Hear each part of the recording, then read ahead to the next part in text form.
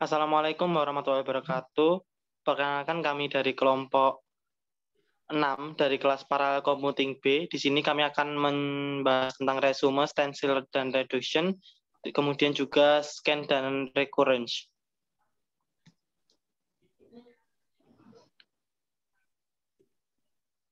Di sini kelompok kami, kelompok 6 beranggotakan Siska Cahaya Puspita, NIM 1924-3009, kemudian Angga Bagus Prasetyo, NIM 1924-3010, kemudian Hilmi Salifullah Mansur dengan NIM 1924-3044, kemudian Halilatul Munawwaro dengan NIM 1924-3047, kemudian yang terakhir Tia Wahyu Febriani dengan NIM 1924-3051.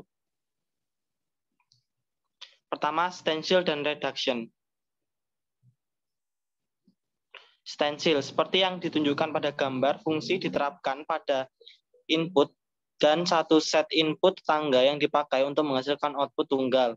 Ketika pola stencil dijalankan di luar tempat, yaitu menulis output ke lokasi penyimpanan terpisah, fungsi tersebut dapat diterapkan ke setiap input secara independen.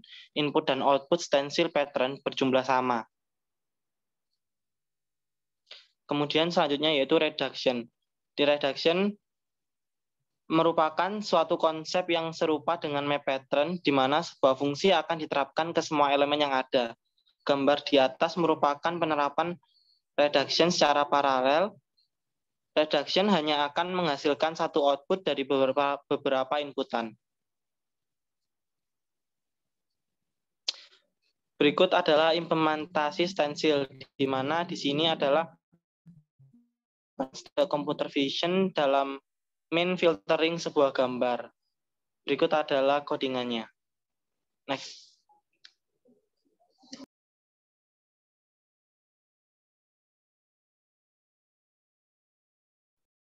Ya, untuk selanjutnya yaitu implementasi reduction. Dapat dilihat pada codingan di samping, ini merupakan penerapan dari reduction untuk menghitung sum dari suatu list.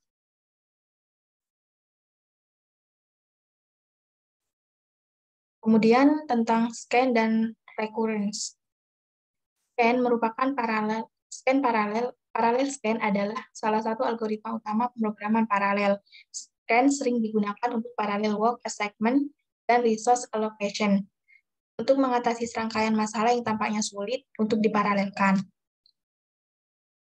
Bukanlah operasi yang sangat berguna di dunia serial, tetapi sangat berguna ketika melakukan komputasi paralel. Nah, eksklusif dan inklusif scan. Untuk inputnya di sini 13, 7, 16, 21, 8, 20, 13, dan 12. Di sini dibungkus dalam sebuah list.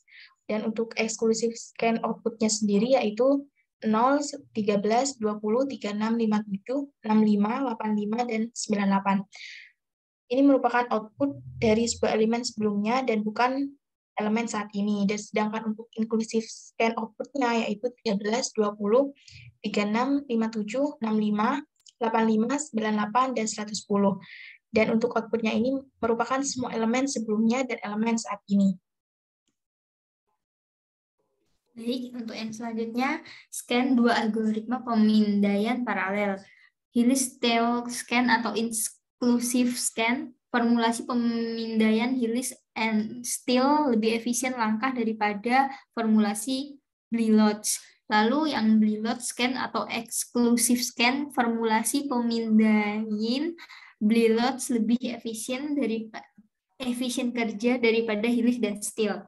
Jadi dua algoritma yang akan kita lihat adalah Hillis dan Steele dan oleh Blilotz. Keduanya akan lebih efisien daripada implementasi yang baru saja kita lihat, tetapi mereka memiliki karakteristik kinerja yang berbeda. Next. Lalu yang selanjutnya yaitu Hillis-Steele scan. Implementasi berikutnya adalah pemindaian inklusif yang dipopulerkan dalam makalah tahun 1986 oleh Danny Hillis dan Guy Steele yang merupakan dua orang yang sangat menarik. Di sini Danny Hillis mendirikan perusahaan yang membangun komputer paralel besar-besaran yang disebut thinking machine yang telah memindai sebagai salah satu primitif intinya dan lampu berkedip yang tampak mengagumkan. Lalu Blilotz scan, jadi pemindaian Hillis dan Steele cukup efisien. Ini sebenarnya pemindaian pertama yang diterapkan oleh GPU. Guy Glillots mempopulerkan formulasi lain dari scan pada tahun 1990, bagaimanapun yang lebih baik dalam efisiensi kerja. Dia mendesainnya untuk aplikasi AI dan mengatakan bahwa tujuannya adalah untuk membangun komputer yang membuatnya bangga. Di Thinking Machine, dia bekerja sebagai Guy Stell yang mengembangkan bahasa pemrograman skema di MIT dan kemudian menjadi salah satu pengembang inti Java yang sangat menarik. Ini sedikit rumit dalam hal algoritma, jadi mari kita lihat contoh yang lain. Next. Berikut ini yang slide-nya adalah studi kasus scan. Sebuah checkbook memiliki 3 kolom. Kolom pertama adalah daftar transaksi, lalu yang kolom kedua adalah nominal transaksi, dan kolom ketiga adalah jumlah saldo yang tersedia. Hitunglah sisa saldo pada setiap transaksi. Kolom transaksi diibaratkan sebagai input dan kolom sisa saldo diibaratkan sebagai output. Yang list of transaksi A itu setorannya adalah $20. Jadi sisa saldonya adalah $20. Lalu yang list of transaction B, lalu kita setor lagi $5. Jadi sisa saldonya adalah $25. Lalu yang list transaction C, setelah setor $5, kita lakukan lagi tarik saldo sebanyak 3 kali, dan berikut seterusnya.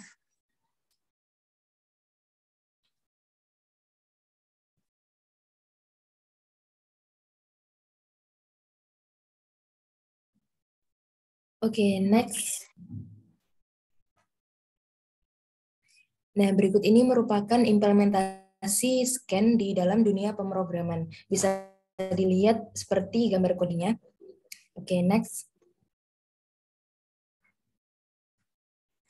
Nah, di sini akan membahas mengenai recurrence, di mana recurrence ini merupakan versi peta yang lebih kompleks, di mana di dalamnya terdapat iterasi loop yang dia dapat bergantung satu sama lain. Kemudian ini mirip dengan peta, tetapi bedanya elemen dapat menggunakan output dari elemen yang berdekatan sebagai input. Nah, di dalam recurrence ini harus ada urutan serial agar pengulangannya dapat dihitung, sehingga nanti elemen bisa dihitung menggunakan output yang dihitung sebelumnya. Next. Nah, di sini merupakan studi kasus dari recurrence sendiri. Di sekolah terdapat sejumlah siswa yang mempelajari metode matematika dan meningkat setiap tahunnya. Saat ini ada 40 siswa yang mempelajari metode matematika. Ada 3 soal di sini. Yang pertama, tentukan hubungan rekurensi jika jumlahnya bertambah 5 siswa setiap tahun. Yang kedua, tuliskan ekspresi untuk Tn dalam bentuk N untuk relasi perulangan yang ditemukan pada bagian A. Yang ketiga, tentukan banyaknya siswa yang diharapkan akan mempelajari metode matematika di sekolah tersebut dalam waktu 5 tahun. Oke, next. Selanjutnya yaitu pembahasan pada studi kasus recurrence. Pada studi kasus poin A, relasi perulangan akan selalu terlihat suku yang sama N akan sama dengan, dan kita harus menggunakan suku sebelumnya dalam relasi perulangan.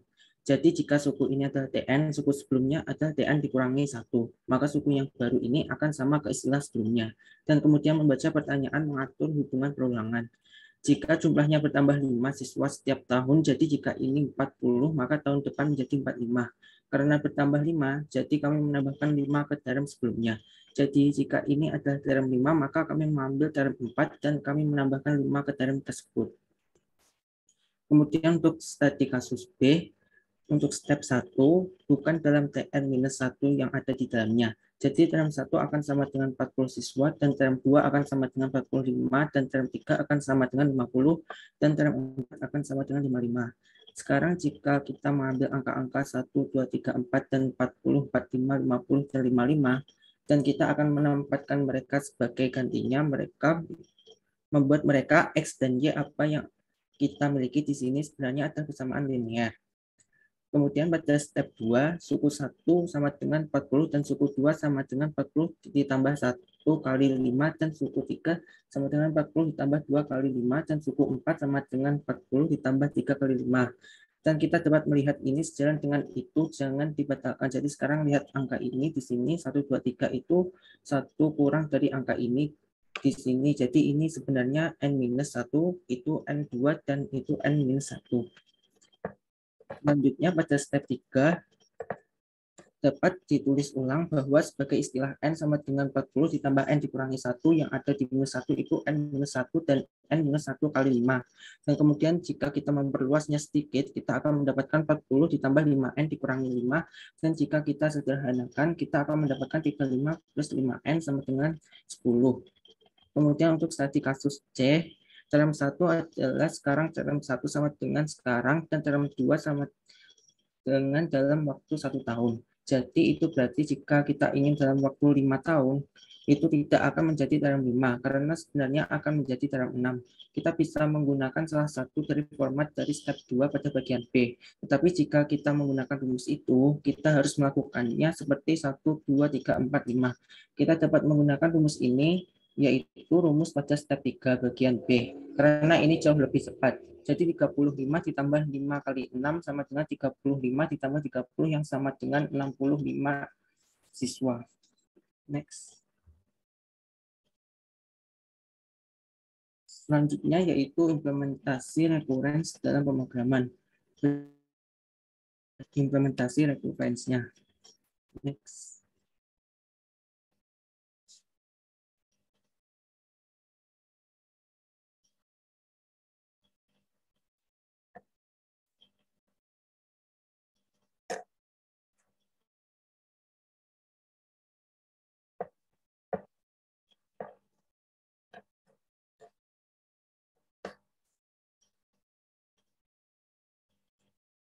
Next.